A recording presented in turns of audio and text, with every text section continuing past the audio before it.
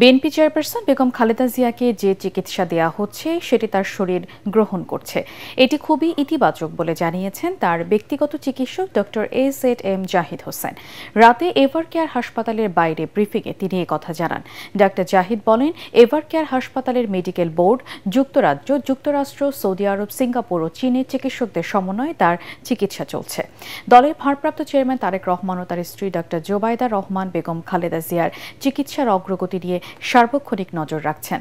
বর্তমানে খালেদা জিয়ার অবস্থা স্থিতিশীল এবং বিদেশে নেওয়া হবে কিনা তা খালেদা জিয়ার শারীরিক উন্নতি ও মেডিকেল বোর্ডের সিদ্ধান্তের উপর নির্ভর করছে বলে জানান ডক্টর জাহিদ। ওনার অবস্থা একই পর্যায়ে আছে এবং এটাকে আমরা ডাক্তারি ভাষায় যদি বলি, অর্থাৎ she is maintaining the treatment, অর্থাৎ চিকিৎসকরা যে চিকিৎসা দিচ্ছে এই চিকিৎসা উনি গ্রহণ করতে পারছেন। কাজে এই চিকিৎসা যাতে উনি গ্রহণ করে সুস্থ হয়ে যেতে পারেন সেই জন্য আপনারা সবাই দোয়া করবেন। আর বিদেশ যাওয়ার বিষয়টি নির্ভর করছে সার্বিকভাবে শারীরিক সুস্থতা এবং মেডিকেল বোর্ডের সিদ্ধান্ত এবং সুপারিশের পরিপ্রেক্ষিতেই সেই সিদ্ধান্ত পরবর্তীতে গ্রহণ করা হবে। মোনালিসা হেভি ফ্লো 15 পিস প্যাকেটের সাথে 8 পিসের একটি প্যাকেট একদম ফ্রি। ইরাকের মতো এবার ভেনেজুয়েলায় সামরিক অভিযান চালাতে যাচ্ছে যুক্তরাষ্ট্র। এরই মধ্যে ভেনেজুয়েলার পুরো আকাশসীমা বন্ধ করে দেবার ঘোষণা দিয়েছেন মার্কিন প্রেসিডেন্ট ডোনাল্ড ট্রাম্প। এর ফলে ভেনেজুয়েলায় হামলার দ্বার প্রান্তে পৌঁছে গেছে যুক্তরাষ্ট্র। সিআইএকে ভেনেজুয়েলায় আক্রমণের অনুমোদন দিয়েছেন তিনি। তবে যুক্তরাষ্ট্রকে রুখতে রাশিয়া, চীন ও ইরানের সাহায্য চেয়েছেন প্রেসিডেন্ট মাদুরো। নিজেদের সামরিক সমাবেশও জোরদার করেছে কারাকাস। বিস্তারিত শরীফুল ইসলামের প্রতিবেদনে। ভেনেজুয়েলা থেকে মাদক পাচার ঠেকানোর অজুহাতে ইরাকের মতো দেশটির প্রেসিডেন্ট নিকোলাস মাদুরোকে ক্ষমতা থেকে সরাতেই মূলত সামরিক তৎপরতা বাড়িয়েছে যুক্তরাষ্ট্র।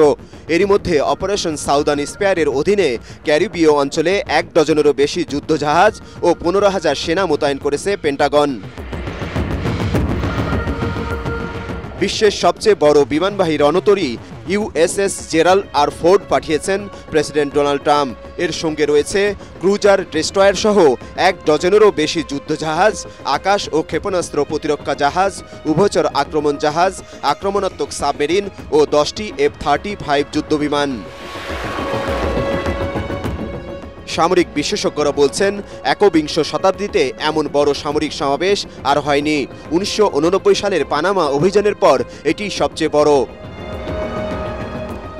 যুক্তরাষ্ট্রের মাদক বিরোধী অভিযান ও ভেনেজুয়েলার আশপাশে সামরিক শক্তি বাড়ানোয় আঞ্চলিক উত্তেজনা তীব্র আকার ধারণ করেছে। ভেনেজুয়েলার আকাশসীমা বন্ধ করে দিয়েছেন প্রেসিডেন্ট ট্রাম্প। সব এয়ারলাইন্স পাইলট, মাদক ব্যবসায়ী ও মানব পাচারকারীদের উদ্দেশ্যে বলছি, দয়া করে ভেনেজুয়েলার ওপর ও আশেপাশের আকাশসীমাকে সম্পূর্ণভাবে বন্ধ হিসেবে বিবেচনা করুন। ভেনেজুয়েলা থেকে মাদক সন্ত্রাসীদের নির্মূল করাই আমাদের সামরিক অভিযানের লক্ষ্য। যুক্তরাষ্ট্রের কেন্দ্রীয় গোয়েন্দা সংস্থা CIA-কে ভেনেজুয়েলায় গোপন অভিযান চালানোর অনুমতি দিয়েছেন president Trump. Estar siempre imperturbables en su serenidad.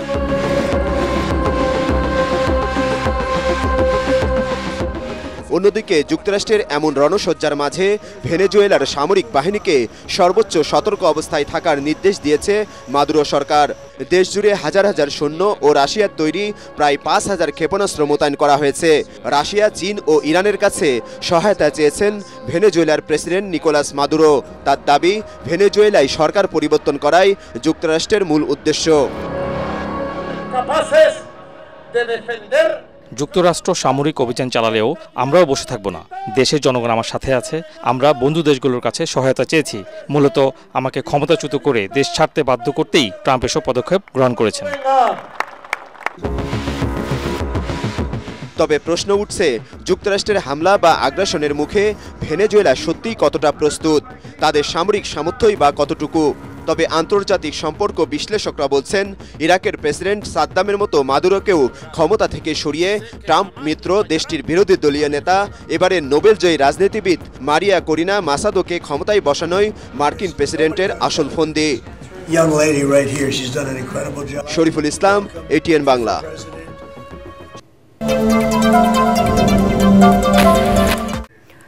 BNP chairperson Begum Khaleda জিয়ার সুস্থতা কামনা করে চিঠি দিয়েছেন পাকিস্তানের প্রধানমন্ত্রী শেহবাজ শরীফ।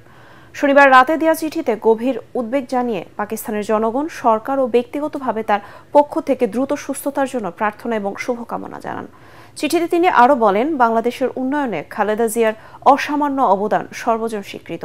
বাংলাদেশ ও পাকিস্তানের মধ্যে ভ্রাতৃত্বপূর্ণ সম্পর্ক জোরদারে তার ভূমিকার কথাও এ সময় স্মরণ করেন পাকিস্তানের প্রধানমন্ত্রী।